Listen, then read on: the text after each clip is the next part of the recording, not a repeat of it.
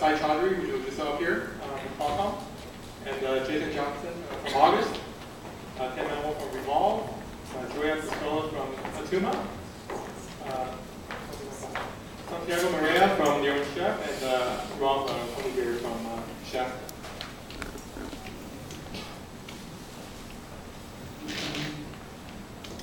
And if I may just start, have everybody introduce themselves a little bit and talk about what you do in your day-to-day lives related to the connected home.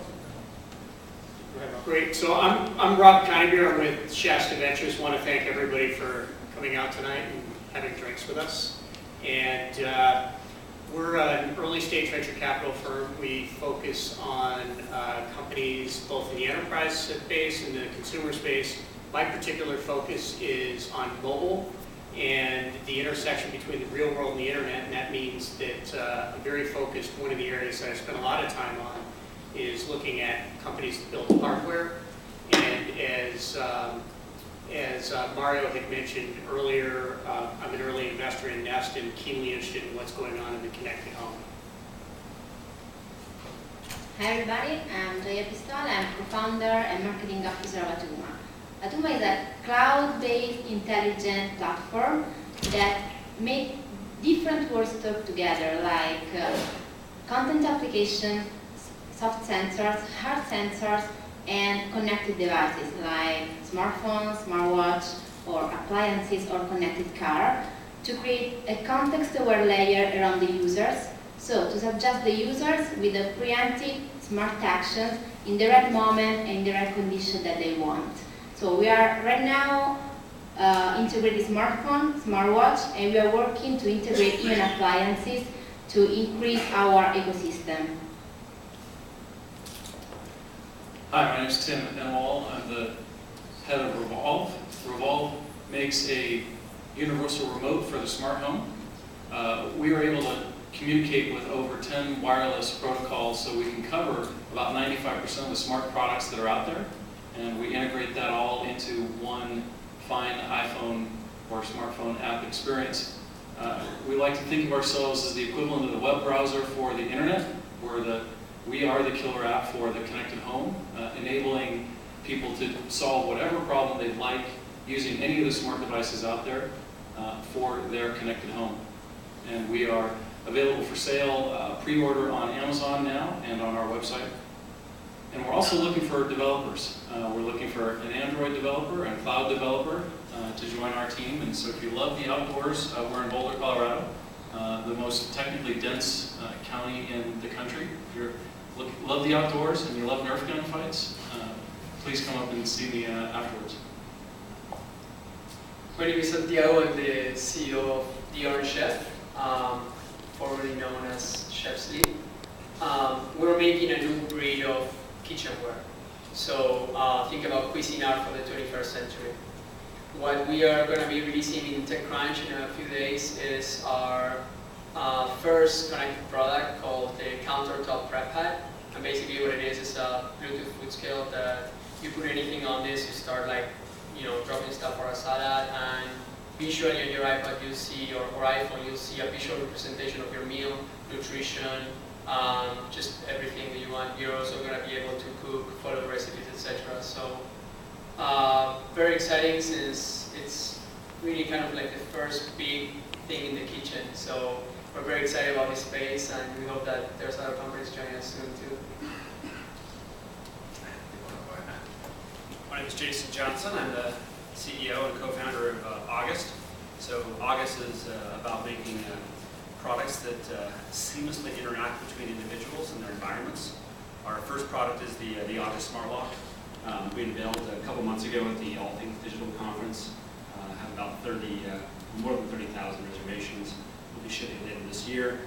And my co-founder is Eve Bahar, and we really both have a passion for technology that sort of disappears, right? That you don't have to interface with. It just sort of does magical things for you without you having to do anything. And along with such whimsy, if you don't know me, I wear crazy socks. So tonight my socks are the lightning bolts, and that should be all of you. So Jason, I think you just ripped off RG3. That's what RG3 does, right? Interesting sauce. So, I think the first question for the panel I have is, I think, assuming that, we want a connected home, right? A connected home is supposed to make us perhaps happier, or at least more addicted to something. What do you think is that thing that's going to make you happier or make you more addicted? Rob? Well, I think when people think about the connected home, I think that people tend to think about the gee whiz things that are out there, the idea of maybe music or lighting or some of those types of things. But if you just step back and to answer this question, think about what do you actually need your home for? There are some basics, and it's almost like Maslow's hierarchy of needs, and it starts with some pretty basic stuff. Number one is shelter. It's like the equivalent of getting into the cave. And then I think number two is running water. And then after that, you start to have things like heat and light. And then you work your way up from there, and there's eating, there's lighting, there's entertainment, which is what we all think about. When you start to think about each of these things, it's kind of interesting because you can see a map to what people are looking for in the connected home, what makes them happy. Eating, I'm surprised that one hasn't, people talk about the refrigerator, but I think that's an interesting one. Making sure somebody doesn't come in and kind of kill you in your sleep or take your stuff is what I think August is about. And the one that we invested in early was Nest, and one of the things, part of what led that team to the thermostat is they just took a look at this thing that would make you happier, which is to have lower power bills.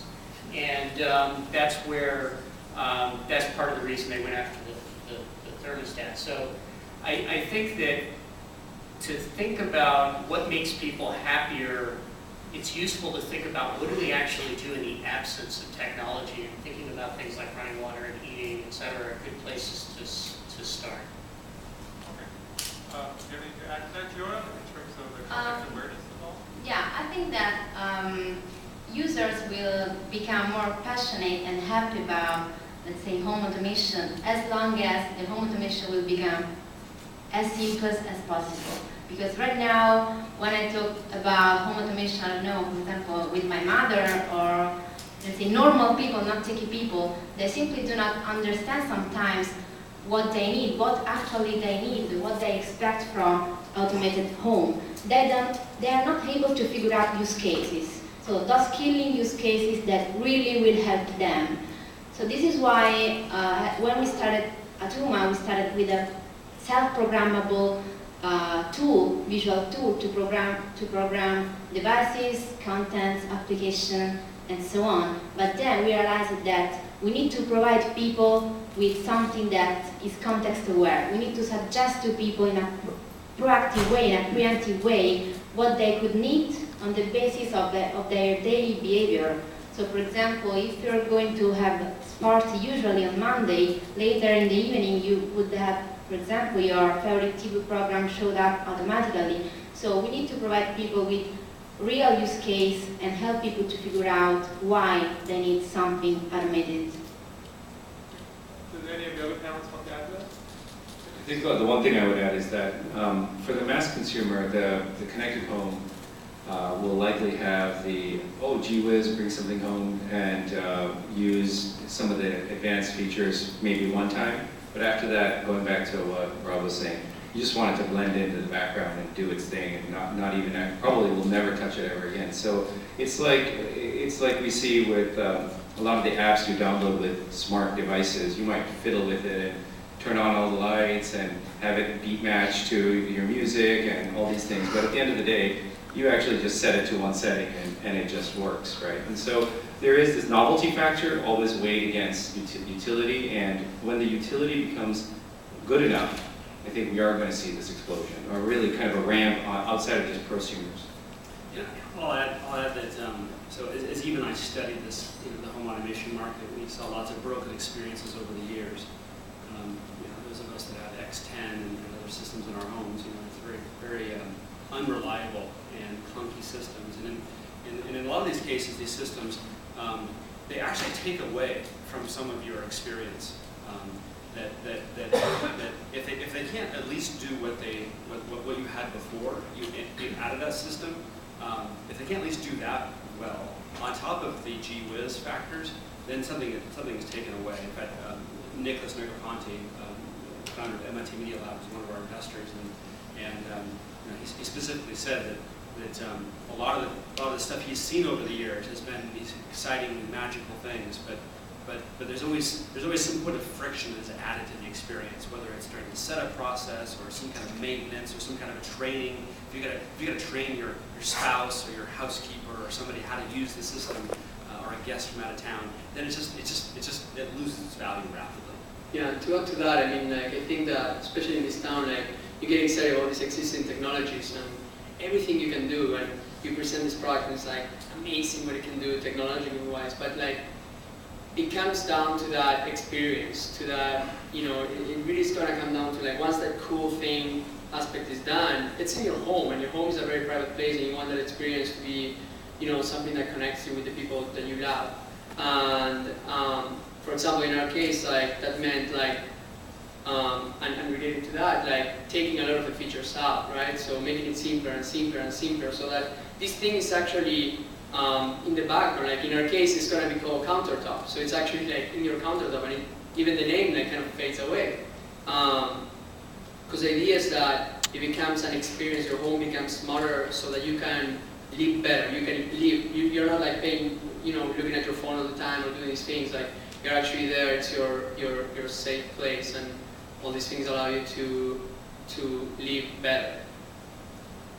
I think our perspective is similar. It's got to be simply delightful. It's got to be things that just work. And the thing so far in our testing that has been when you walk in, you're welcomed by a house that's playing music that's well lit and warm, and you didn't do anything. That's simply delightful. And to make my point, let me just ask a question. How many people have key fobs in their pocket that they can press a button and unlock their car? Raise your hands. Okay, and keep them raised if you can now no longer put a key in your door and unlock your car. Keep them raised. So, I mean, that's an example of the connected car. It's just simply delightful. We don't need it to unlock the car, right? It's so simple to just put a key in the door and unlock the door. But it turns out actually we love that simplicity. So are you saying it's better to plug the key in or not to plug the key in? I'm saying that many of us love not plugging the key, and many of us love the simplicity of just clicking a button 5 feet away and having the car unlocked. That's the connected car. And our homes are going there. Yeah. So, you know, I have one of those keys that actually I don't even have to unplug. I sit in my car and I can just start. Yeah. But the thing that drives me nuts is the trunk. You know, I go to the trunk, I keep on pressing the electronic button. Sometimes the trunk just won't open. Whereas the older version of the car, the mechanical button, you know, I just press it and it pops up. So I think a lot of you mentioned about the delightfulness factor or the frictionless thing, but how do we get there? Because, you know, it's great to say what we need, but what are we doing to get to that point where to make it truly frictionless? I think, you know, Jason mentioned it first about, you know, Nicholas Negroponte saying anytime you introduce friction, it's going to, you know, detract a little bit.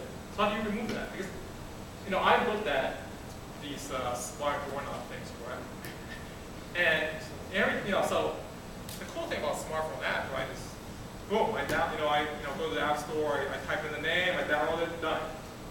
To get a smart door lock thing, I gotta like get a screwdriver out and remove stuff and make things happen. I mean, that's the tough part about the connected home. So how do we make that more frictionless? I think it's simplicity, right? Yeah, let me meet Jason first, because he's the guy that actually makes the lock. Yeah, so definitely, you know, whenever you're adding some kind of a system to the home, there's this level of complexity, and I think that, you know, as Rob mentioned, I think Nest did a great job of introducing an intelligent thermostat that tried to make it as simple as possible to install yourself, and I had a wonderful experience installing my Nest, and I think many people have. So we, of course, have spent a lot of time with the Eve and the Fuse project team thinking through the process and how to simplify it. And I'll tell you all a little secret tonight for the first time. There will be no screws in the box with August.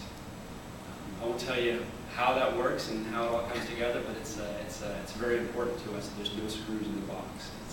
It's that slick and simple of the installation process.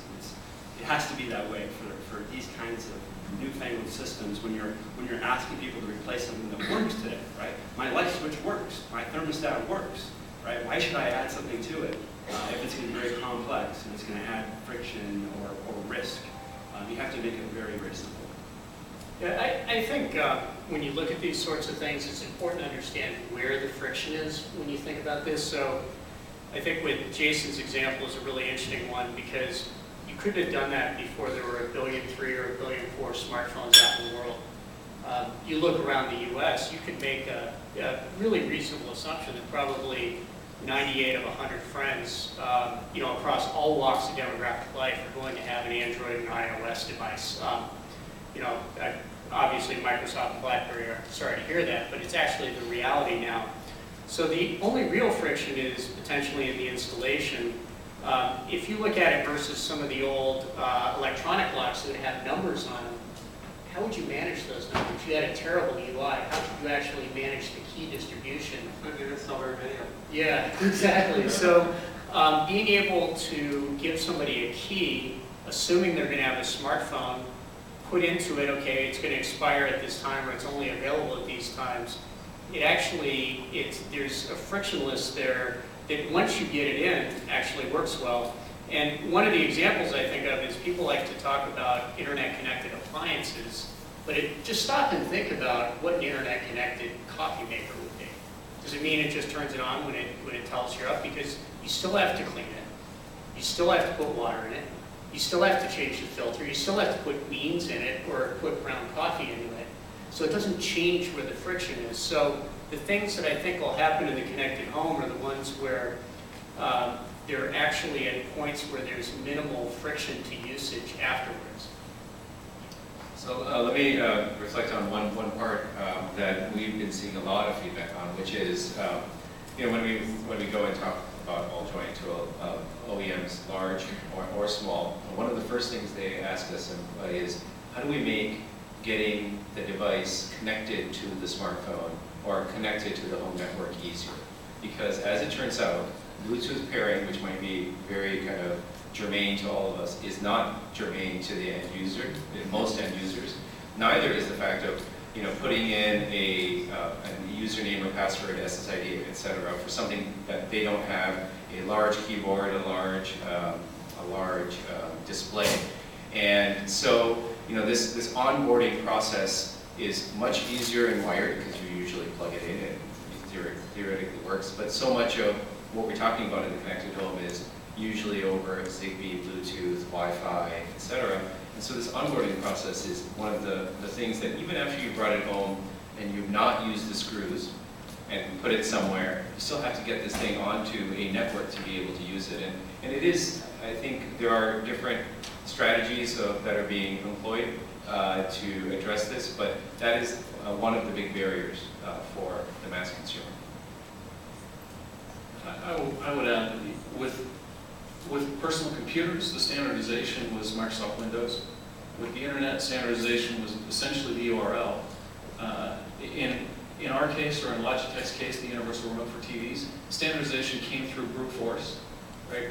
We're just brute forcing the standardization.